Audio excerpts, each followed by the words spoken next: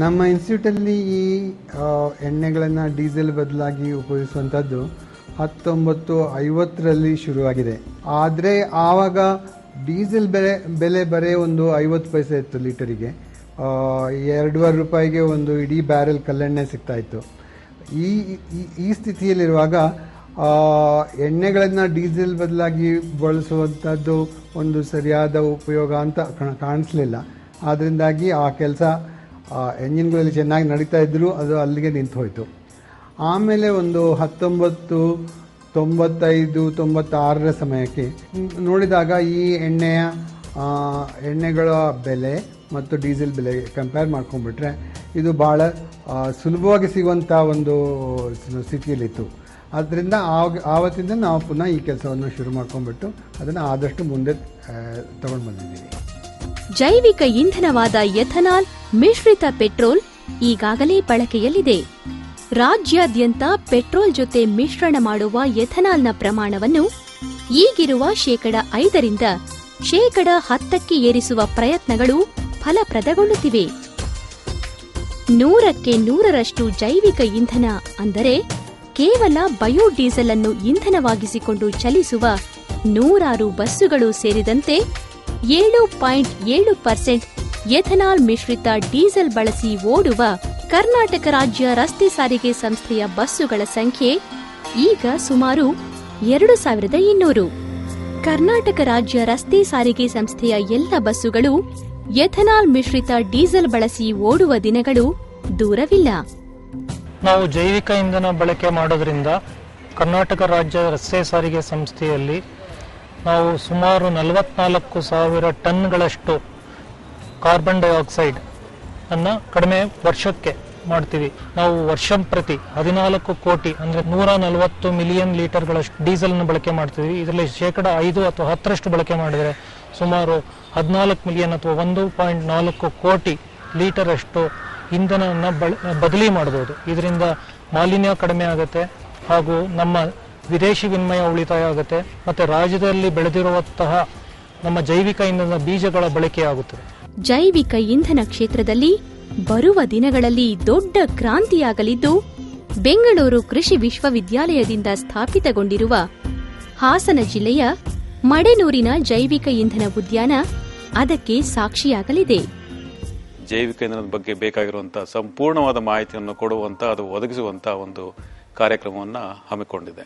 ಈ ಸಂಸ್ಥೆಯಿಂದ ಇಡೀ ರಾಜ್ಯದಲ್ಲಿ ಎಲ್ಲಿ ಹೆಚ್ಚು ಇಳುವರಿ ಕೊಡುವಂತ ಹೆಚ್ಚು ಎಣ್ಣೆ ಅಂಶ ಇರುವಂತ ಗಿಡಗಳನ್ನ ಗುರುತಿಸಿ ಅಲ್ಲಿಂದ ಬೀಜಗಳನ್ನು ಮತ್ತೆ ಅಲ್ಲಿಂದ ಕಡ್ಡಿಗಳನ್ನು ತಂದು ಕಸಿ ಮಾಡಿದ ಗಿಡಗಳನ್ನು ಕೂಡ ಅಭಿವೃದ್ಧಿಪಡಿಸ್ತಾ ಇದ್ದೀವಿ. ಇದಕ್ಕೆ ಬೇಕಾದಂತ ತರಬೇತಿ ಕಾರ್ಯಕ್ರಮಗಳು, ಸಂಶೋಧನೆಗಳು ಮತ್ತೆ ಮುಂದುವರಿದ ತಂತ್ರಜ್ಞಾನವನ್ನು ಇಲ್ಲಿ ಅಳವಡಿಸಿಕೊಳ್ಳೋದು ಕೂಡ ವ್ಯವಸ್ಥೆ ಮಾಡಲಾಗಿದೆ.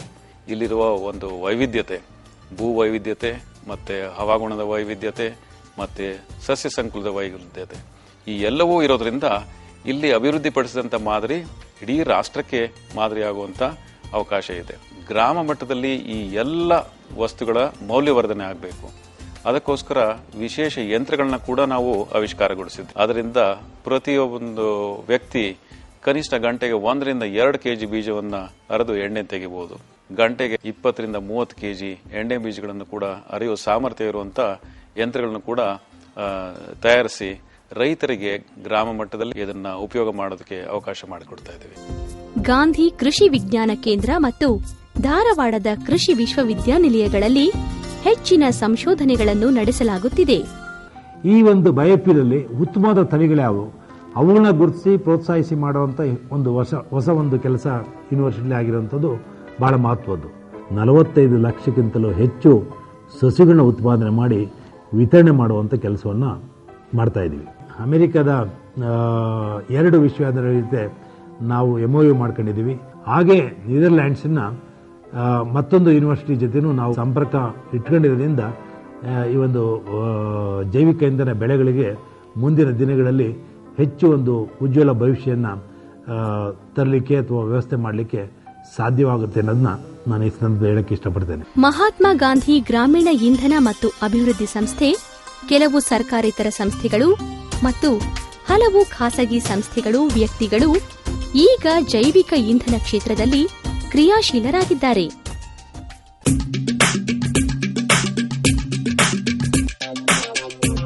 ಮುಂದೊಂದು ದಿನ ಎರಗುವ ಪೆಟ್ರೋಲಿಯಂ ಉತ್ಪನ್ನಗಳ ಅಭಾವದಿಂದ ಹಾನಿಯಾಗದಂತೆ ನೋಡಿಕೊಳ್ಳುವ ಯೋಚನೆ ಈಗಿನ ರಾಜ್ಯ ಸರ್ಕಾರದ್ದು.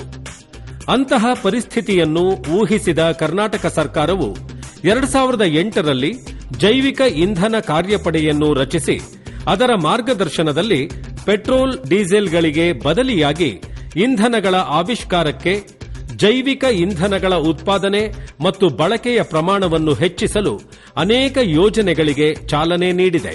2010ರ ಡಿಸೆಂಬರ್ 6ರಂದು ಕರ್ನಾಟಕ ರಾಜ್ಯ ಜೈವಿಕ ಇಂಧನ ಅಭಿವೃದ್ಧಿ ಮಂಡಳಿಯನ್ನು ರಚಿಸಲಾಯಿತು.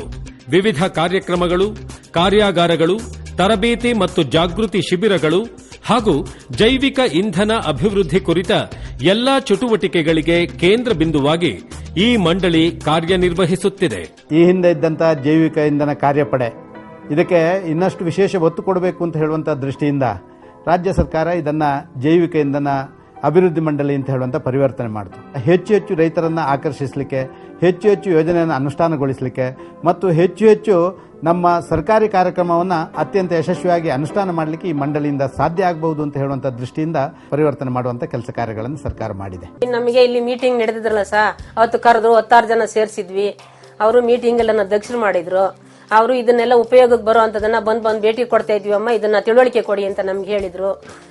ಅದ್ರ ರೀತಿಯಂತೆ 16 ಜನ ಗಂಡ್ಮಕ್ಳುಗಳನ್ನ ಬಂದಾಗ ನಿಂತಾಗ ಹೋದಾಗ ಈ ತರ ಗಿಡ ಬೆಳೆಸಿ, ಬದ ಬಂಕಲೆಲ್ಲ ಬೆಳೆಸಿ, ಅದಕ್ಕೆ ನೀರು ಇದೇನ್ ಬೇಕಿಲ್ಲ, ಅದೇ ಚೆನ್ನಾಗಿ ಬೆಳೆಯುತ್ತೆ. ಗಿಡ ಮರಗಳು ಬೆಳೆಸಿ, ಕಳ್ಳಿ ಬೆಳೆಸಿ ಜಾಸ್ತಿನ, ಇದ್ರಲ್ಲಿ ಪೆಟ್ರೋಲ್ ಏನೋ ತಯಾರಾಗುತ್ತಾ, ಆ ಎಣ್ಣೆ, ಬೇವಿನ ಎಣ್ಣೆ ಇದೆಲ್ಲ ತೋರಿಸಿದ್ರು ಸರ್. ನಮ್ಗೆ ಇದೆಲ್ಲ ಬರುತ್ತೆ. ನಿಮ್ಗೆ ಅದರಲ್ಲಿ ಆದಾಯ ಮಾಡಕ್ಕೆ ಬರೋಕ್ಕಾದ್ರೆ ಅದಕ್ಕೆ ಸಂಬಂಧಪಟ್ಟವ್ರಿಗೆ ಹೋಗಿ ತೋರಿಸ್ಕೊಂಡು ಈ ತರ ಆದಾಯ ಮಾಡ್ಕೊಳ್ಳಿ, ನಿಮಗೆ ಮುಂದೆ ಆ ದುಡ್ಡಿನ ಇದಕ್ಕೆ ಕೊರತೆಗೆ ಉಪಯೋಗಿಸ್ಕೊಳ್ಳಿ ಅಂತ ಹೇಳಿದ್ರು. ಕರ್ನಾಟಕದ ಪೂರ್ವ ಭಾಗದ 6400 ಹೆಕ್ಟೇರ್ನಷ್ಟು ಮಳೆ ಆಧಾರಿತ ಸರ್ಕಾರಿ ಬರಡು ಭೂಮಿಯಲ್ಲಿ ಜೈವಿಕ ಇಂಧನಕ್ಕೆ ಬೇಕಾಗುವಂತಹ ಗಿಡಗಳ ನೆಡುತೋಪುಗಳ ನಿರ್ಮಾಣ ಕಾರ್ಯ 2009ರ ಮುಂಗಾರಿನಲ್ಲಿ ನಡೆದಿದೆ. ಗ್ರಾಮೀಣ ಜನರ ಸಹಕಾರ ಮತ್ತು ಸಮುದಾಯದ ಸಹಭಾಗಿತ್ವದಲ್ಲಿ ಬರುವ 3 ವರ್ಷದೊಳಗಾಗಿ ರಾಜ್ಯದ 1 ಲಕ್ಷ ಹೆಕ್ಟೇರ್ಗೂ ಹೆಚ್ಚಿನ ಪ್ರದೇಶದಲ್ಲಿ ಜೈವಿಕ ಇಂಧನ ಮೂಲಗಳ ಸಸ್ಯಗಳ ನೆಡುತೋಪುಗಳ ನಿರ್ಮಾಣದ ಯೋಜನೆ ನಡೆದಿದೆ. We are committed to development of biofuel through this board, and apart from this we are also committed to development of this very very innovative and very scientific use of biofuel in all our dealings. Davanagere ಜಿಲ್ಲೆಯ 3 ತಾಲೂಕುಗಳ 15 ಗ್ರಾಮ ಪಂಚಾಯತ್ ವ್ಯಾಪ್ತಿಯ ಹಳ್ಳಿಗಳ ರೈತರಿಗೆ ಹೊಂಗೆ ಗಿಡಗಳನ್ನು ಉಚಿತವಾಗಿ ನೀಡಿ ಅದನ್ನು ನೆಟ್ಟು ಬೆಳೆಸಿ ಆರೈಕೆ ಮಾಡುವಂತೆ ಪ್ರೋತ್ಸಾಹ ಮಾಡಲಾಗುತ್ತಿದೆ. ಅಲ್ಲಿನ ರೈತ ಸಮುದಾಯ ಯೋಜಿತ 3 ಲಕ್ಷ ಗಿಡಗಳನ್ನು ನೆಡುವ ಗುರಿಯನ್ನು ಈಗಾಗಲೇ ದಾಟಿದೆ. ದಾವಣಗೆರೆ ಜಿಲ್ಲೆಯ ಗ್ರಾಮಗಳ ಸಾವಿರಾರು ಅತಿ ಸಣ್ಣ ಮತ್ತು ಸಣ್ಣ ರೈತರಿಗೆ 75 ಲಕ್ಷಕ್ಕೂ ಹೆಚ್ಚು ರೂಪಾಯಿಗಳನ್ನು ವಿತರಿಸಿದ ದಾಖಲೆ ನಿಮ್ಮ ಮುಂದೆ ಇದೆ. ದಾವಣಗೆರೆ ಜಿಲ್ಲೆಯಲ್ಲಿ ಈ ಒಂದು 3 ತಾಲೂಕುಗಳನ್ನು ಆರಿಸಿಕೊಂಡಾಗ ಸರ್ಕಾರ ಮತ್ತು ರೈತರ ನಡುವೆ ಸರ್ಕಾರೇತರ ಸಂಸ್ಥೆಗಳನ್ನು ಇನ್ವಾಲ್ವ್ ಮಾಡಿದ್ವಿ. ಈ ಸರ್ಕಾರೇತರ ಸಂಸ್ಥೆಗಳು ಅಲ್ಲಿಯ ಸ್ಥಳೀಯ ಸಂಸ್ಥೆಗಳಾದ್ದರಿಂದ ಈ ಒಂದು ಕಾರ್ಯಕ್ರಮವನ್ನು ತುಟ್ಟ ತುದಿಗೆ ರೈತರ ಹೊಲಗಳ ಬದುವಿಗೆ ಸಸಿಗಳನ್ನು ನೆಡುವಂತಹ ಕಾರ್ಯಕ್ರಮ ಅತ್ಯಂತ ಯಶಸ್ವಿ ಆಗೋದಕ್ಕೆ ಸಹಕಾರಿಯಾಗಿದ್ದಾರೆ. ಈ ಒಂದು ನಮ್ಮ ಪ್ರಯತ್ನ ಬಹಳ ಸಫಲವಾಗಿದೆ ಅಂತ ನಮಗೆ ಅನಿಸ್ತಾ ಇದೆ.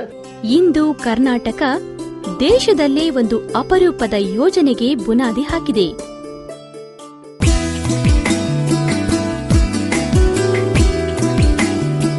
ಜೈವಿಕ ಇಂಧನಗಳ ಉತ್ಪಾದನೆ ನಮ್ಮ ದೇಶದ ರಾಜ್ಯದ ರೈತರಿಗೆ ಕೈತುಂಬ ವರಮಾನ ತಂದುಕೊಡಲಿದೆ. ರೈತ, ಕೃಷಿ ಕಾರ್ಮಿಕರು ತಮ್ಮ ಬಳಿ ಇರುವ ಸೀಮಿತ ಜಾಗದಲ್ಲೇ ಈ ಸಸಿಗಳನ್ನು ಬೆಳೆದು ಅದರ ಬೀಜಗಳನ್ನು ತಮ್ಮ ಹಳ್ಳಿಗಳಲ್ಲೇ ಉತ್ತಮ ಬೆಲೆಗೆ ಮಾರಬಹುದು. ತಾವು ಬೆಳೆಸಿದ ವಿವಿಧ ಬೀಜಗಳಿಂದ ಎಣ್ಣೆ ತೆಗೆಯಬಹುದು. ಹಾಗೆ ತಯಾರಿಸಿದ ಎಣ್ಣೆಯಿಂದ ಬಯೋಡೀಸೆಲ್ ತಯಾರಿಸಿ ಸ್ವತಃ ಉಪಯೋಗಿಸಬಹುದು.